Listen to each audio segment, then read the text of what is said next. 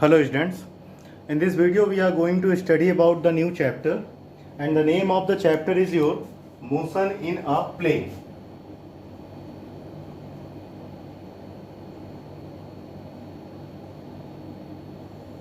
And I already discussed about the plane. What is plane?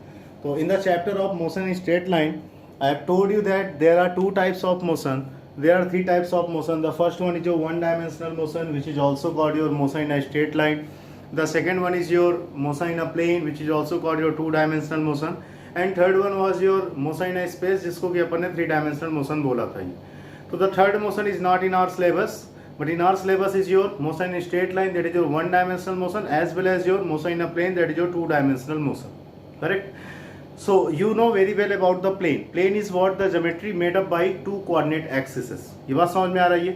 जैसे the geometry made up by x and y axis, that is said to be your plane. The geometry made up by y and z axis, that is again called your plane. The axis made up by your x and z axis, that is also called your plane. Clear? So what is plane over here exactly? यहाँ पर अभी plane को ज़्यादा discuss नहीं करना है. So now we are going to start with the very first topic of this chapter and that is your vector. ये बात समझ में आ रही है? So the very first topic of the chapter is what? That is your vector. Correct? If I ask about what is vector, you will tell about sir the quantity which have magnitude as well as direction is called your vector quantity. ये बात समझ में आ रही है? So we have seen the different operations about the scalar quantities. Scalar quantities का मतलब कोई नंबर 5 एक मैग्नीट्यूड है, 7 एक मैग्नीट्यूड है. इन नंबर्स के बारे में आज तक हमने ढेर सारी चीज़ें पढ़ी. इन नंबर्स के ऑपरेशंस के लिए हमें कोई भी प्रॉब्लम नहीं होती. नंबर्स के ऑपरेशंस का मतलब है यहाँ पर ये कि नंबर्स को कैसे ऐड करते हैं, कैसे सब्सट्रैक्ट करते हैं, कैसे मल्टीप्लिकेशन करते हैं, कैसे डिवीजन करते हैं. We have no problem with the numbers. But how to add two vector quantities, how to subtract two vector quantities, how to multiply two vector quantities, ये बात समझ में आ रही है? तो this is the new type of mathematics which is present inside the physics, जिसको कि यहाँ पर क्या करने वाले हैं आज हम लोग शुरुआत करने वाले. तो ये बेसिकली थोड़ा सा मैथमेटिक्स का portion. Correct? The good students who are taking seriously about their studies, they can go for the class 12th NCERT mathematics. On the NCERT mathematics, in the second part of mathematics, there will be a chapter that is your vector. जब मैं यहाँ vector खत्म करूंगा physics वाला vector, तो you can finish at the same time the same chapter vector present on the class 12 mathematics. तो उसको NCERT से आप डाउनलोड कर लेना और उसको आप अप्रोच कर सकते हो. पूरा का पूरा वेक्टर एक्सरसाइज आपका क्या हो जाएगा, खत्म हो जाएगा. जितने भी कंसेप्ट मैं यहाँ बताऊंगा, एक आध क्वेश्चन होंगे जो शायद मैथ वाले ना निकले 12th वाले से, तो वो मैं बता दूंगा. बाकी सारी की सारी एक्सरसाइज आप क्या कर सकते हो, फिनिश कर सकते हो. और मेरे हिसाब से वेक्टर की प्रैक्टिस करने के लिए सबसे अच्छा तरीका भी यही है कि वेक्टर पढ़ रहे हैं फिजिक्स में और मैथ वाला वेक्टर लगा दिया, तो वेक्टर की सारी प्रॉब्लम है, सारे के सारे इशू ही क्या हो गए यहाँ पर आपके, ये खत्म हो गए. ये बात समझ में आ रही है? तो विदाउट बीइंग डिले हम ये वेक्टर क्वांटिटी क्या करना, अपने को स्टार्ट करना. लेकिन इसके पहले अपन यहाँ पर देखते हैं ये कि कितने टाइप की फिजिकल क्वांटिटीज प्रेजेंट होती हैं. तो यहाँ पर हमें देखना ये that is your physical quantities. Physical quantities क्या होती हैं आपकी ये? तो it was the very first heading of your physics notebook, जो भी होगी आपकी यूनिट एंड मेजरमेंट में. That is your physical quantity. All the measurable quantities are called your physical quantities.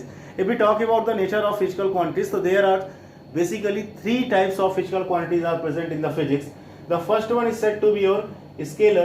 The second one is called your, that is your vector, and the third one is said to be your tensor. ये बात समझ में आ रही है? We have basically three types of vector quantities. The first one is your scalar, second one is your vector, and the last one is your which quantity, that is your tensor quantities. Clear? So you already know very well about the scalar and vector quantities. If I ask you what is scalar quantity, you can say that the quantities which required only magnitude for its representation is said to be your scalar quantity. It means there is no need of direction with scalar quantities. मतलब क्या ये कि अगर मैं बात करूं magnitude और direction की, स्केलर क्वांटिटी के पास मैग्नीट्यूड तो होगा लेकिन डायरेक्शन नहीं होगी. ये बात समझ में आ रही है? फिर इसके बाद आते हैं वेक्टर क्वांटिटी पर. You know that vector quantity is what? So you can say that the quantity which required magnitude as well as direction for its representation, that is called your vector quantity. Vector quantity के पास अगर magnitude और direction के aspect में बात करें तो it has magnitude as well as direction. If we go for the tensor quantities, तो it is very new for you. हो सकता है कुछ स्टूडेंट जानते भी हो इसके बारे में, जो नहीं जानते उनके लिए ध्यान समझना ये. The quantity which required magnitude as well as the quantity which require direction as well as the quantity which require one more direction. It means the quantity required one magnitude and two direction. ये बात समझ में आ रही है? is said to be your vector. Simple की language में scalar वो है जिसके पास मैग्नीट्यूड होता है, वेक्टर वो है जिसके पास मैग्नीट्यूड और एक डायरेक्शन होती है, टेंसर वो है जिसके पास मैग्नीट्यूड और दो दो डायरेक्शन हो. ये बात समझ में आ रही है? इन सबके एग्जांपल्स में भी आते हैं, लेकिन इसके पहले स्केलर और वेक्टर का एक और नाम होता है. वो नाम क्या होता है ध्यान समझना ही. अगर मैंने टेंसर क्वांटिटी की दोनों डायरेक्शन को यहाँ लैप्स कर दिया, मैंने टेंसर से दोनों डायरेक्शन क्या कर ली, खींच ली, उसके पास दोनों डायरेक्शन मैंने उसकी छीन ली, तो उसके पास केवल क्या बचा, मैग्नीट्यूड. और अगर टेंसर के पास केवल मैग्नीट्यूड बचा तो उस समय ये टेंसर क्वांटिटी क्या बन चुकी है, स्केलर बन चुकी है. तो टेंसर क्वांटिटी स्केलर कब बनेगी, जब इसकी दोनों डायरेक्शंस को क्या कर लेंगे, अपन यहाँ से हटा देंगे. और दोनों डायरेक्शन को हटा देने के पास इसके पास कितनी डायरेक्शन बची, जीरो डायरेक्शन. तो जब इसके पास जीरो डायरेक्शन बचेगी तो ये टेंसर क्वांटिटी किस में कन्वर्ट हो जाएगी, स्केलर क्वांटिटी में.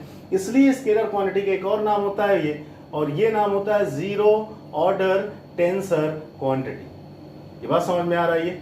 कभी कभी क्वेश्चन को टफ करने के लिए स्केलर की जगह इस वर्ड का यूज कर देता है कि what do you mean by zero order tensor quantity. तो your explanation should be same. जो स्केलर का होगा वो इसका होगा ये कि the quantity which required only magnitude for its representation is said to be your scalar quantity and that is also called your zero order tensor quantity. ये बात समझ में आ रहा है? अब यहाँ पर देखो, अगर मैंने टेंसर क्वांटिटी की केवल एक डायरेक्शन को क्या किया, लैप्स किया. अगर मैं टेंसर क्वांटिटी की केवल एक डायरेक्शन को छीनूं, तो अगर केवल एक डायरेक्शन किसकी छीनूंगा, इसके पास एक डायरेक्शन बची रहेगी. इसका मतलब इसके पास एक मैग्नीट्यूड रहेगा और एक डायरेक्शन है, तो टेंसर के पास वन डायरेक्शन है. ये बात समझ में आ रहा. और अगर ऐसा हुआ तो ये टेंसर क्वांटिटी किस में कन्वर्ट हो जाएगी, वेक्टर क्वांटिटी में. तो टेंसर के पास अगर एक डायरेक्शन है तो वेक्टर का एक दूसरा नाम होता है और इस नाम को क्या बोलते हैं यहाँ पर, ये that is your first order tensor quantity. ये बात समझ में आ रही है? First order tensor quantity. तो किस बेसिस पर इसको जीरो ऑर्डर बोलना है, फर्स्ट ऑर्डर बोलना है. जीरो ऑर्डर इसलिए बोल रहे हैं क्योंकि दोनों डायरेक्शन छीन ली गई, जीरो डायरेक्शन बची. फर्स्ट ऑर्डर इसलिए बोल रहे हैं क्योंकि इसकी एक डायरेक्शन छीन ली गई, एक डायरेक्शन बची है. और यहाँ पर टेंसर के पास दो डायरेक्शन है, तो टेंसर का क्या नाम हो सकता है आपका, ये second order tensor quantity. Tensor के पास दोनों डायरेक्शन है, तो टेंसर का क्या नाम हो जाएगा इस रेस्पेक्ट में, सेकेंड ऑर्डर टेंसर क्वांटिटी. नहीं दोस्त, इसका नाम ही है क्या, टेंसर नाम ही है. इसमें आप सेकेंड ऑर्डर और थर्ड ऑर्डर नहीं कर सकते. ये बात समझ में आ रही है? If we come about the examples of your scalar quantity, तो स्केलर क्वांटिटी के एग्जांपल जो प्रीवियस चैप्टर में पढ़े उन्हीं को ले लेते हैं.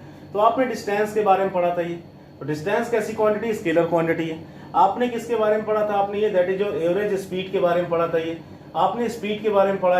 ये सारी कैसी क्वांटिटीज हैं आपकी, ये स्केलर क्वांटिटीज है. मास, लेंथ, टाइम, ये सारी कैसी क्वांटिटीज है आपकी, ये स्केलर क्वांटिटी. क्योंकि इनके रिप्रेजेंटेशन के लिए केवल क्या चाहिए आपको, मैग्नीट्यूड चाहिए, डायरेक्शन नहीं बतानी होती. जैसे आपसे कोई पूछे दिल्ली कितना दूर है, तो दिल्ली कितना दूर है का सिंपल सा मतलब आपसे क्या पूछ रहा है, वो डिस्टेंस पूछ रहा है. तो आप सीधे सीधे कहते हो कोई 600 किलोमीटर के आसपास है. अब आप 600 किलोमीटर के आसपास उसको डायरेक्शन नहीं बताने लगोगे कि यहाँ जाना, वहाँ जाना, यहाँ जाना. तो डिस्टेंस के डायरेक्शन की कोई भी रिक्वायरमेंट नहीं होती. अब अगर हम बात करते हैं टाइम की, तो आप रास्ते चलते किसी से पूछो कि भैया टाइम कितना हुआ, तो आप टाइम कितना हुआ तो आपको टाइम बता देगा. उससे ये तो नहीं कहोगे ना कि भैया पहले हाथ को ऊपर उठाओ, नीचे उठाओ, 4 बार लेफ्ट घूमो, राइट घूमो, तब टाइम बताओ. तो क्या टाइम चेंज हो जाएगा क्या, उससे नहीं चेंज होगा. तो क्या टाइम के लिए आपको डायरेक्शन की रिक्वायरमेंट है क्या, नहीं है. वैसे ही मास की बात करते हैं, तो मास क्या है, सपोज आपके पापा ने कहा बेटा 5 किलो चीनी ले आओ, तो आप 5 किलो चीनी लेने गए. अब दुकानदार से क्या कहोगे, भैया 5 किलो चीनी दे दो ना, आपको चीनी मिल जाएगी. ये बात समझ में आ रही है? तो उस 5 किलो में दुकानदार को आपने क्या बताया, केवल 5 किलोग्राम, और 5 क्या उसका मैग्नीट्यूड है. तो आपने मास के रेस्पेक्ट में केवल क्या बात की है, मैग्नीट्यूड की, और आपको मास मिल गया. अब ऐसा नहीं कहोगे भैया 5 किलो चीनी दे दो, पहले दाएं घूमना, बाएं घूमना, ऊपर जाना, ईस्ट जाना, वेस्ट जाना, नॉर्थ जाना, तो ऐसा तुम्हें पागल समझ लेगा वो. ये बात समझ में आ रही है? तो ऐसी क्वांटिटी जिनके लिए केवल और केवल मैग्नीट्यूड की रिक्वायरमेंट रहती है, that is said to be your scalar quantities. और बहुत ढेर सारी क्वांटिटीज स्केलर क्वांटिटीज में लिस्टेड होती है. ये बात समझ में आ रही है? On coming to the some vector quantities, तो इसी का जो को क्वांटिटीज थे, डिस्टेंस का डिस्प्लेसमेंट हो गया, एवरेज स्पीड का एवरेज वेलोसिटी हो गया, स्पीड का वेलोसिटी हो गया, all this quantities are called your vector quantities. And what about tensor quantities? तो tensor quantities are not in your syllabus. ये बात समझ में आ रही है? और सिलेबस में एक क्वांटिटी ऐसी है जो टेंसर है, लेकिन जब उस क्वांटिटी को आप उस चैप्टर में पढ़ोगे तो आपके लिए स्केलर की तरह बिहेव करेगी. जिसको मैं समझाने के लिए कुछ ऐसा बता सकता हूँ. हमारे सिलेबस में एक क्वांटिटी होती है that is said to be your strain. Strain का फॉर्मूला होता है आपका ये, that is your change in length divide by होता है आपका ये ओरिजिनल लेंथ.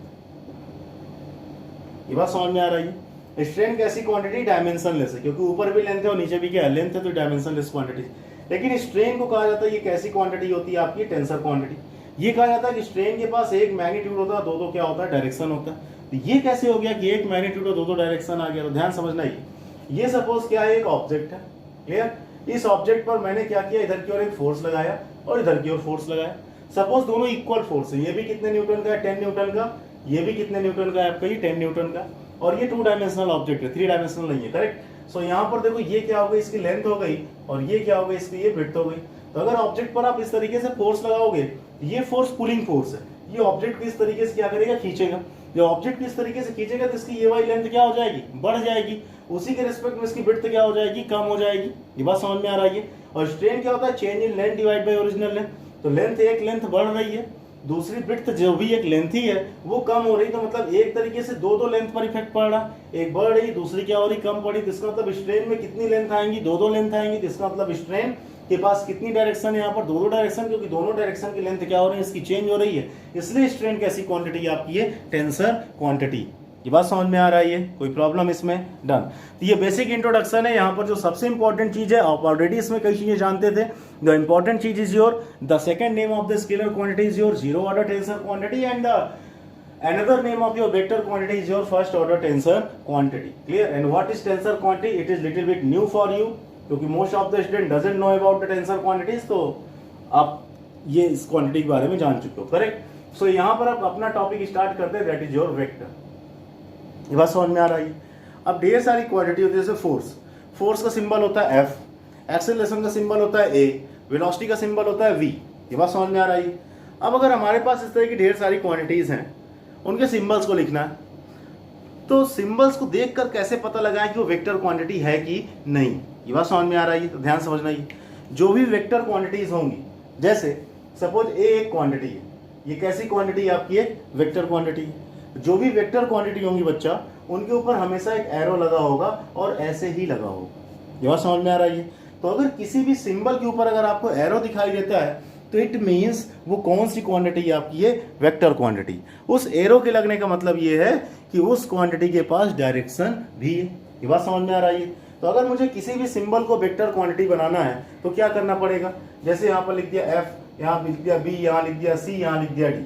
सपोज इन सबको मुझे वेक्टर बनाना है, तो मुझे इनके ऊपर क्या लगाना पड़ेगा, आपका एक एरो लगाना पड़ेगा। और जैसे ही आप इनके ऊपर एक एरो लगाओगे, ये सारी क्वांटिटीज किस में कन्वर्ट हो जाएंगी, आपकी ये वेक्टर क्वांटिटीज में कन्वर्ट हो जाती है। इट मीन्स कि in the symbol of your vector quantities there will be the arrow on the alphabet।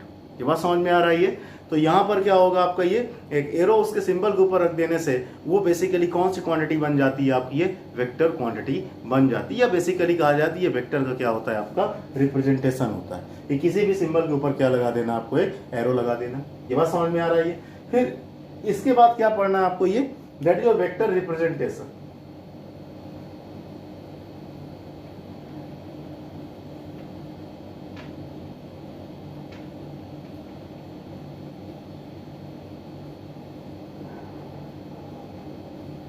गलत हो रही स्पेलिंग बार बार, तो हमें यहां पर क्या पढ़ना है आपको, ये वेक्टर रिप्रेजेंटेशन।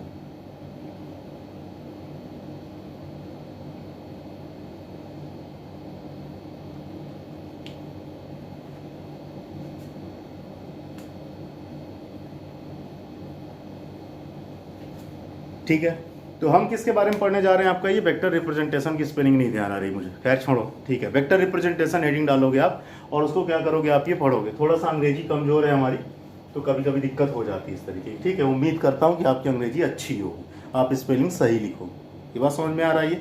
सो यहाँ पर क्या है आपका, ये the next topic is your vector representation. अब स्पेलिंग सही, इतनी देर बकवास करने का मतलब तक मैं स्पेलिंग सोच रहा था। ठीक है, आगे बढ़ते ही वेक्टर को किस तरीके से रिप्रेजेंट करते हैं। कोई वेक्टर क्वांटिटी होगी, किस तरीके से लिखी जाएगी, देखो यहाँ सपोज मेरे पास एक वेक्टर क्वांटिटी ए है, क्लियर। इसके बारे में लिखा गया है कि ये जो वेक्टर क्वांटिटी है, ये है 10 metre along positive x axis, correct. कोई वेक्टर क्वांटिटी ऐसे ही लिखी जाएगी, मतलब उस वेक्टर क्वांटिटी के पास मैग्नीट्यूड होगा। मैग्नीट्यूड में ही कुछ लोग कंफ्यूज होते हैं, सर मैग्नीट्यूड क्या होता है। तो मैग्नीट्यूड उस पर्टिकुलर क्वांटिटी का अमाउंट होता है कि जितना वो प्रेजेंट है। तो वेक्टर एक कितनी अमाउंट में प्रेजेंट है आपका, 10 मीटर, तो 10 क्या हो गया इसका, आपका मैग्नीट्यूड हो गया।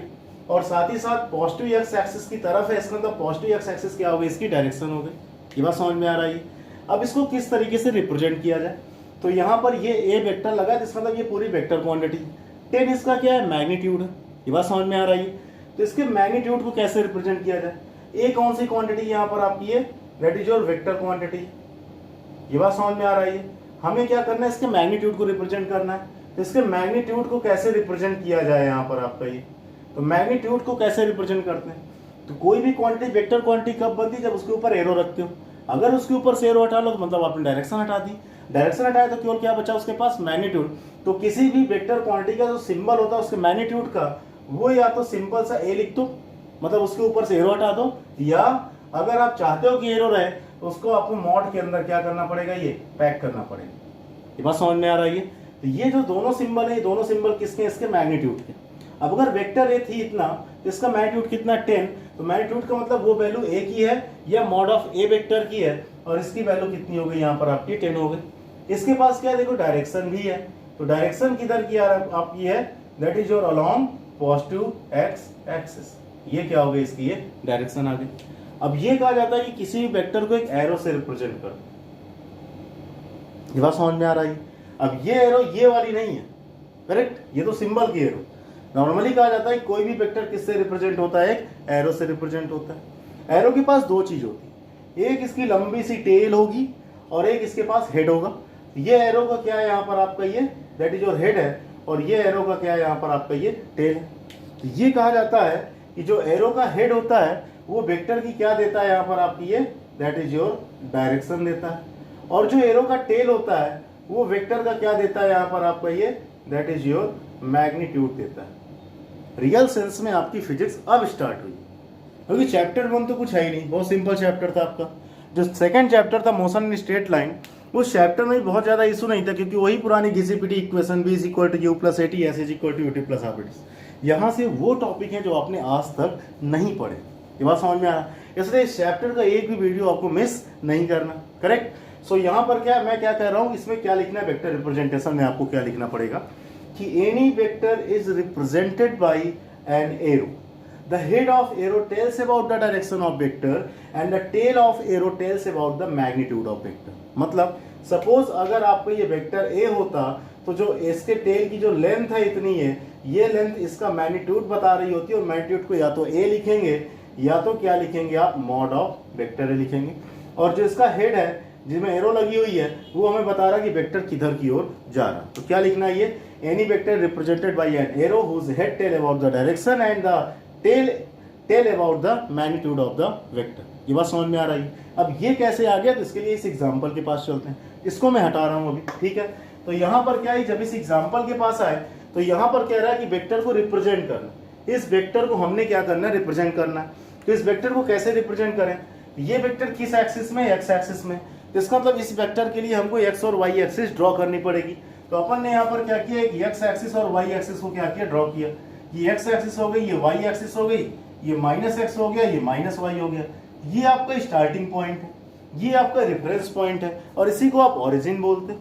ये बात समझ में आ रहा है, सारी कैलकुलेशन यहीं से शुरू होती है। अब यहाँ पर मैंने देखा कि वेक्टर ए है वो कितना है, 10 मीटर, किस एक्सिस में, पॉजिटिव एक्स एक्सिस।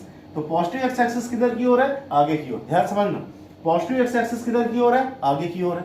अब पॉजिटिव एक्स एक्सिस में कितना यूनिट कट कर ले अगर अपन, 10 मीटर। अब 10 मीटर कैसे कट करें, तो आपने कंस्ट्रक्शन की है मैथमेटिक्स में, वहां स्केलिंग करते थे, आप लेते थे let 1 centimetre is equal to कितना हो गया आपका, ये दैट इज योर 1 मीटर हो गया। तो ग्राफ पेपर में 1 सेंटीमीटर के ब्लॉक्स रहते हैं, इस तरीके से आपने यहाँ पर 10 ब्लॉक्स क्या कर लिया, आपने ये कट कर ली। और जहां 10 ब्लॉक्स कट करने का मतलब ये आपने टोटल डिस्टेंस कितनी कट कर ली है, 10 सेंटीमीटर। और अगर 1 सेंटीमीटर 1 मीटर की इक्वल है, इसका मतलब ये कितना हो गया आपका 10 मीटर। और जहां कट किया डायरेक्शन किधर है, पॉजिटिव एक्स एक्सिस की तरफ, तो यहीं पर पॉजिटिव एक्स एक्सिस की तरफ आपने क्या लगा दिया है, एरो लगा दिया। तो ये जो बन के आ रहा है इतना, करेक्ट, ये जो इतना बन के आया, ये क्या हो गया आपका वेक्टर ए। ये वेक्टर ए क्यों हुआ, क्योंकि एरो की हेड किधर जा रही है, पॉजिटिव एक्स एक्सिस तरफ, डायरेक्शन मिल गई। एरो की लेंथ कितनी है, 10 मीटर है, इसका क्या मिल गया आपका, ये मैग्नीट्यूड हो गया। अब वेक्टर लोकलाइज्ड होते हैं, लोकलाइज्ड का मतलब जरूरी नहीं कि आप वेक्टर को एक जगह फिक्स करके रखो, आप उसी वेक्टर को कहीं पर भी क्या कर सकते हो, आप ये ड्रॉ कर सकते हो। तो यहां पर क्या किया मैंने, ये वेक्टर कौन सा आ गया आपका, ये कोई और वेक्टर नहीं बल्कि कौन सा वेक्टर आ गया आपका, ये ए वेक्टर आ गया। और ये जो लिखा है 10 मीटर, ये इसका एरो की लेंथ है। एरो की लेंथ का मतलब इसका मैग्नीट्यूड है। मैग्नीट्यूड को क्या बोल दिया अपन ने, ए बोल दिया।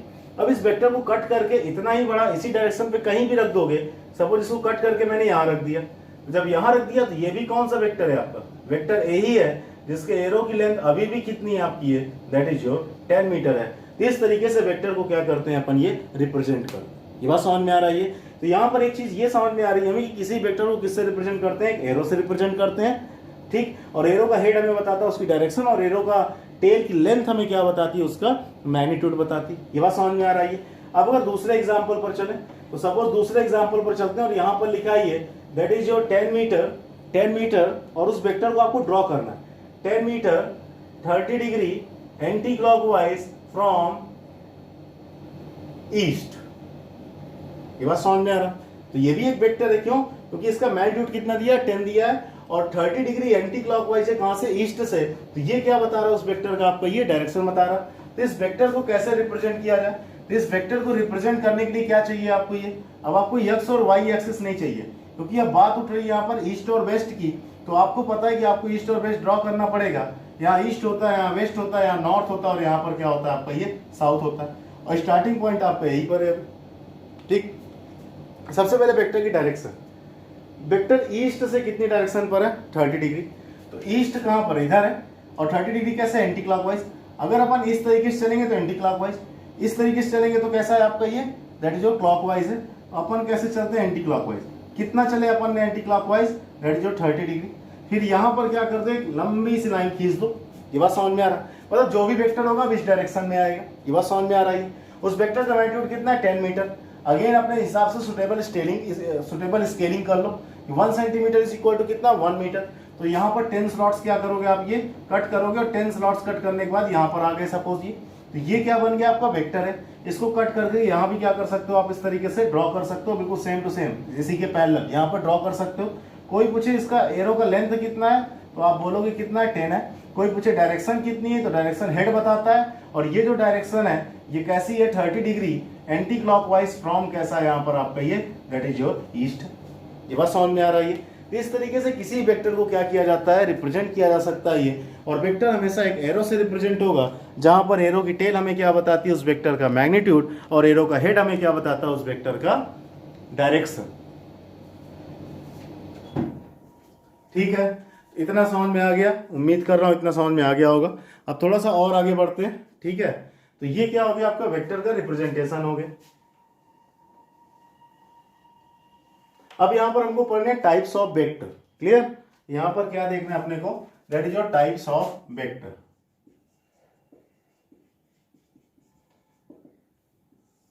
क्लियर, कितने टाइप के वेक्टर होते हैं। तो सबसे पहला वेक्टर बनाया गया बच्चा ये, that is said to be your zero vector और नल वेक्टर। और इसको रिप्रेजेंट करते हैं जीरो, और जीरो के ऊपर क्या लगा देते हैं आप, ये एक एरो लगा देते हैं। लोग नॉर्मली इसको ओ वेक्टर भी रीड करते हैं, करेक्ट। अब ये जीरो वेक्टर या नल वेक्टर क्या है, एरो किसके ऊपर लगी, जीरो के ऊपर। और किसी भी वेक्टर के ऊपर अगर जीरो के ऊपर लगा तो इसका मतलब उस वेक्टर का मैग्नीट्यूड कितना हो गया, जीरो। ये बात समझ में आ रही है। तो जीरो वेक्टर क्या होता है आपका, ये that is your vector having magnitude as zero. जिस वेक्टर का मैग्नीट्यूड जीरो होगा वो वेक्टर कौन सा होगा आपका, जीरो वेक्टर या तो नल वेक्टर। ये बात समझ में आ रही है। अब ये क्यों बनाया गया जीरो वेक्टर, इसके पास मैग्नीट्यूड नहीं, मतलब अगर इसको एरो के हिसाब से रिप्रेजेंट किया जाए तो इसके एरो के पास टेल होगी ही नहीं, क्योंकि टेल अगर होगी तो कुछ ना कुछ टेल की लेंथ होगी, और लेंथ होगी तो कुछ ना कुछ मैग्नीट्यूड होगा, और इसका मैग्नीट्यूड कितना, जीरो। ये बात समझ में आ रही है। ये क्यों बनाया गया, तो ये वेक्टर के कुछ मैथमेटिकल ऑपरेशंस में हेल्प करता है। जैसे आपसे मैं पूछूं बच्चा कि 5 - 5 कितना होगा, तो आप आंसर दे दोगे जीरो। ये जो 5 - 5 आप कर रहे हो, तो 5 यहाँ वेक्टर क्वांटिटी नहीं है। 5 कैसी क्वांटिटी यहाँ पर आपकी है, स्केलर क्वांटिटी है। क्यों स्केलर क्वांटिटी 5 यहाँ पर, क्योंकि 5 के पास कोई भी डायरेक्शन नहीं है। तो आपको पता है 5 - 5 जीरो होता है। ये बात समझ में आ रहा है। तो जो काम जीरो करता है स्केलर क्वांटिटी के लिए, वही काम जीरो वेक्टर करता है किसके लिए, वेक्टर क्वांटिटी के लिए। मतलब क्या, ध्यान समझना है यहाँ पर। जैसे कोई कहे कि ए वेक्टर माइनस ए वेक्टर कितना है, तो भाई सेम है, कैंसिल होकर आप लिख दोगे 0, नहीं, वेक्टर सब्सट्रैक्ट हो रहा तो वेक्टर ही आएगा, तो इसको आपको 0 नहीं लिखना, क्या लिखना आपको, ये 0 वेक्टर लिखना। कोई कहते कि ए वेक्टर में अपन अगर 0 वेक्टर से मल्टीप्लाई करते तो क्या होगा, तो एक तरीके से वेक्टर में 0 से मल्टीप्लाई हो रहा है, तो कितना आ जाएगा आंसर आपका, ये दैट इज योर 0 वेक्टर आ जाएगा। ये बात समझ में आ रही है, कोई प्रॉब्लम इसमें, डन। तो ये होता है 0 वेक्टर का यूज, क्लियर। तो 0 वेक्टर और नल वेक्टर क्या है, केवल इतना ही पढ़ना है। तो the vector whose magnitude is taken as your 0, it has only direction, no magnitude, इसके एरो के पास, इसके एरो की टेल के पास यहाँ पर क्या होगा, कोई भी आपका ये दैट इज योर लेंथ नहीं होगी, तो उसको क्या बोलते हैं अपन, 0 वेक्टर या नल वेक्टर बोलते हैं। ये बात समझ में आ रही है। On coming to this series, there is one more vector and that is said to be your unit vector, clear. Unit vector को रिप्रेजेंट कैसे करते हैं, सपोज मेरे पास एक क्वांटिटी ए है, मैंने इसके ऊपर एरो लगा दी तो ये बन गया एक वेक्टर, मतलब इसके पास मैग्नीट्यूड और डायरेक्शन है। लेकिन अगर ये यूनिट वेक्टर होता तो एरो की जगह हमें क्या लगाना पड़ता है, इसके ऊपर कैप लगाना पड़ता है। वह समझ में आ रही है। तो अगर यहाँ पर एरो की जगह क्या लगा दिया जाए आपका, यहाँ पर ये कैप लगा दिया जाए, तो ये कौन सा वेक्टर बन जाता है बच्चा आपका, ये यूनिट वेक्टर बन जाता है। ये बात समझ में आ रही है।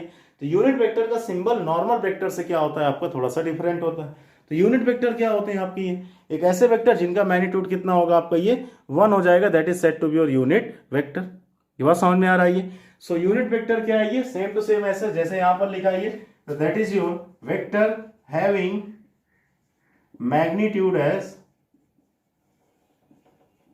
1 is called your unit vector.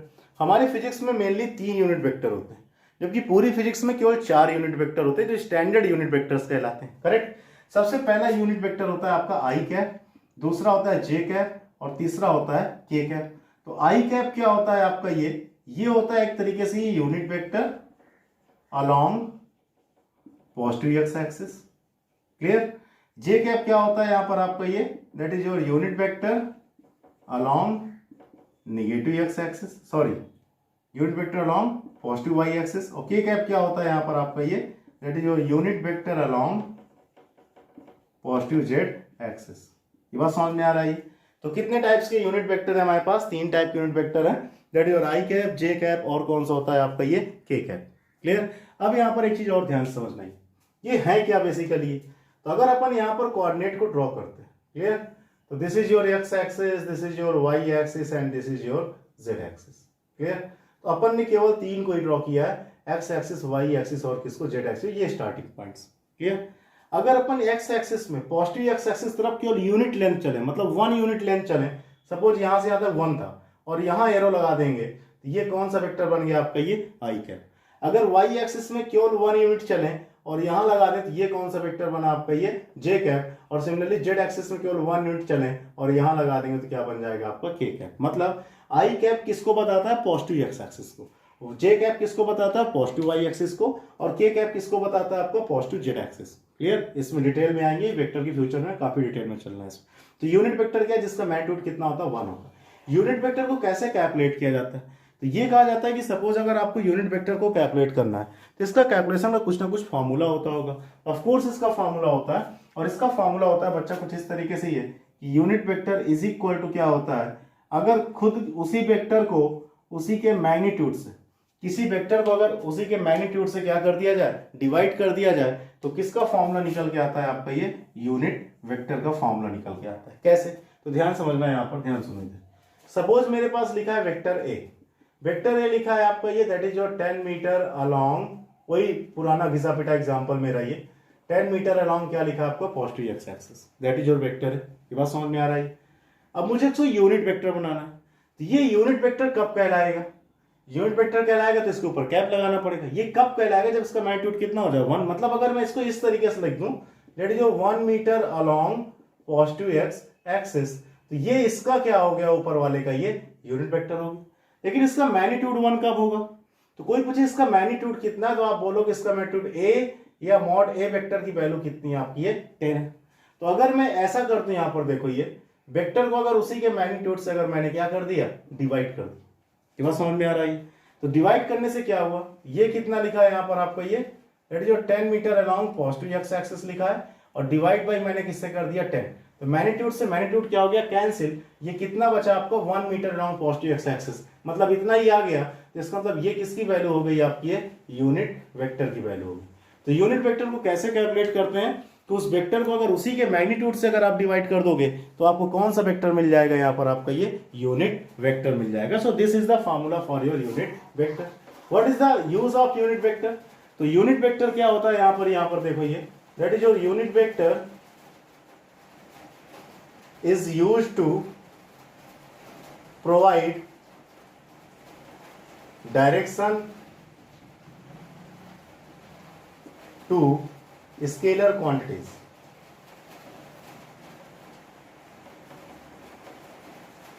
Clear? Unit vector किसी भी स्केलर क्वांटिटी को डायरेक्शन प्रोवाइड करने में क्या करता है, आपका हेल्प करता है। तो कैसे हेल्प करता है, ध्यान से देखना। ये सपोज मेरे पास लिखा है 5, मैं चाहता हूं ये हो जाए ऐसा 5 अलॉन्ग पॉजिटिव एक्स एक्सिस। मैं चाहता हूं इसको डायरेक्शन मिल जाए, इसका मैग्नीट्यूड भी ना चेंज हो, तो इससे मैंने किससे मल्टीप्लाई कर दिया, आई कैप से। क्लियर? अब आई कैप कितना होता है, आई कैप क्या है, 1 यूनिट है, अलॉन्ग कैसा, पॉजिटिव एक्स एक्सिस।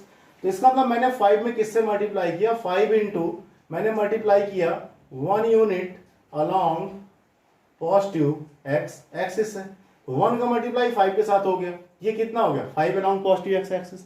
इसका मतलब किसी भी स्केलर में अगर आप एक सुटेबल यूनिट वेक्टर से मल्टीप्लाई कर दोगे तो वो स्केलर के पास उसका मैग्नीट्यूड तो नहीं चेंज होगा, क्योंकि इसका मैग्नीट्यूड 1 होता है, 1 इंटू 5 5 ही रहेगा, लेकिन उसके पास इसकी डायरेक्शन आ जाएगी। तो बेसिकली यूनिट वेक्टर किस लिए यूज होता है, किसी भी स्केलर क्वांटिटी को डायरेक्शन देने के लिए अपन यूनिट वेक्टर का यूज करते हैं। तो आज अपन यहीं तक कर रहे हैं ये, ठीक है। कुछ क्वेश्चन जो मैंने सीट भेजी थी उसके क्वेश्चन नेक्स्ट वीडियो में डिस्कस कर दूंगा मैं, ठीक है। Okay, thank you.